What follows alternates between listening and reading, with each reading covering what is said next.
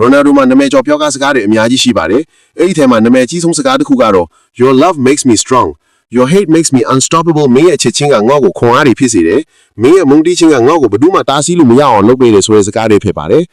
ဟေ့တငယ်ချင်းတို့လေဒီနေ့တော့ကဘာကျော်ဘောလုံးသမားကြီး Cristiano Ronaldo CR7 လို့လည်းလူသိများတဲ့ဒီလူသားဟာဘောလုံးလောကမှာဘလို့အောင်မြင်မှုတွေရခဲ့လဲဘလို့အခက်အခဲတွေဖြတ်တိုင်နေရလဲမိဘဘောဘလို့စိတ်ထားရှိလဲဆိုတာကိုမှတ်တမ်းရုပ်ရှင်ဆန်းဆန်းပြောပြသွားပါမယ် Ronaldo ရဲ့ဘဝဇာတ်ကြောင်းCristiano Ronaldo တို့ Santo Aveiro ကို1985ခုနှစ် February လ9ရက်နေ့မှာပေါ်တူဂီနိုင်ငံမာရီယာကျွန်းမှာမွေးဖွားခဲ့တယ်။နိုင်ငံတုန်းကစီးရဲတဲ့မိသားစုမှာကြီးပြင်းခဲ့တာပြီးသူ့အဖေကဥယျာဉ်မို့အမေကထမင်းချက်အလုပ်လုပ်ခဲ့ရတယ်။ Ronaldo ဟာငယ်ငယ်စဉ်ကတည်းကဘောလုံးကိုအယမ်းဝါသဘာပါပြီးလမ်းဘေးတွေကွင်းပြင်တွေမှာဘောလုံးကစားရင်းကြီးပြင်းခဲ့တယ်။ဘောလုံးသမားဘဝစတင်ခြင်း Ronaldo ရဲ့ဘောလုံးကစားကတော့ Andoyan ဟာဆိုတဲ့ဒေသခံကလတင်လေးမှာစတင်ခဲ့တာပါ။သူ့ရဲ့ထူးချွန်တဲ့စွမ်းရည်တွေကိုမြင်တာနဲ့တကယ်နဲ့ Sporting Lisbon Academy ကခေါ်ယူခဲ့တယ်။အဲ့ဒီမှာ Ronaldo ဟာသူ့ရဲ့အရေးချင်းတွေကိုပိုပြီးတိုးတက်အောင်သင်ယူလေ့ကျင့်ခဲ့တယ်။ Manchester United က2003ခုနှစ်မှာတော့ Ronaldo ရဲ့ဘဝဟာတစ်ချိန်ထိုးပြောင်းလဲသွားခဲ့တယ်။ Manchester United အသင်းရဲ့ manager Sir Alex Ferguson ကသူ့ကိုခေါ်ယူခဲ့တာပါ။ Manchester မှာ Ronaldo ဟာကမ္ဘာအဆင့်ကစားသမားတစ်ယောက်အဖြစ်ခြေစွမ်းပြနိုင်ခဲ့တယ်။ Premier League Champions ဆုတွေ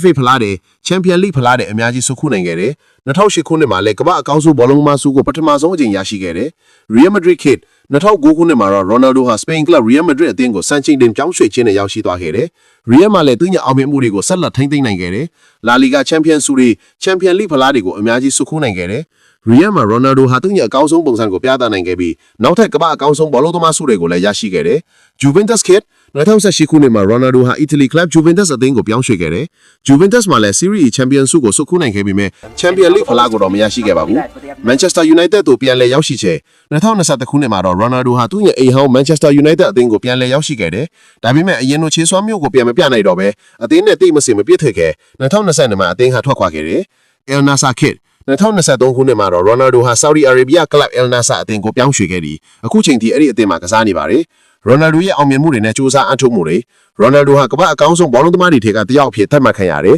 ။သူ့ရဲ့အောင်မြင်မှုတွေကမဲလေးမတွက်နိုင်အောင်များပြားနေပါတယ်။ဒါပေမဲ့ဒီအောင်မြင်မှုတွေရဖို့သူ့ရဲ့စူးစမ်းအထောက်မှုတွေကလည်းအရေးကြီးပါတယ်။ Ronaldo ဟာလေ့ကျင့်ခဲ့ကိုအရန်စူးစမ်းပြီးသူ့ရဲ့ခန္ဓာကိုယ်ကိုအမြဲဂရုစိုက်ပါတယ်။ကြုံတွေ့ရတဲ့အခက်အခဲတွေ Ronaldo ဟာဘောလုံးသမားဘဝမှာအခက်အခဲတွေအများကြီးကြုံခဲ့တယ်။ငယ်ငယ်တုန်းကစီးရဲတဲ့မိသားစုကနေလာခဲ့ရတာကြောင့်အခွင့်အရေးတွေရဖို့ခက်ခဲခဲ့တယ်။ဒါ့အပြင်ဒဏ်ရာနေကြောင့်လည်းသူ့ရဲ့ကစားသမားဘဝမှာအဟန့်တားတွေရှိခဲ့တယ်။ဒါပေမဲ့ Ronaldo ဟာဘယ်တော့မှအရှုံးမပေးဘဲအမြဲတမ်းကြိုးစားခဲ့တယ်။မိဘပေါ်ထားတဲ့စိတ်ထား Ronaldo ဟာသူ့မိဘပေါ်မှာအရန်တိကျပြီးချစ်ခင်လေးစားတယ်။သူ့အမေကိုသူအမြဲဂရုစိုက်ပြီးသူ့အဖေကိုလည်းအရန်လွမ်းဆွတ်တန်တာတယ်။ Ronaldo ဟာသူ့မိဘတွေကသူ့ကိုဘလောက်ထိပန်းဖို့ကူညီခဲ့တယ်ဆိုတာကိုအမြဲအောက်မေ့တရရနေပါတယ်။နာမည်ကျော်ပြောကားစကားတွေ Ronaldo မှာနာမည်ကျော်ပြောကားစကားတွေအများကြီးရှိပါတယ်။အဲ့ဒီထဲမှာနာမည်ကြီးဆုံးစကားတစ်ခုကတော့ Your love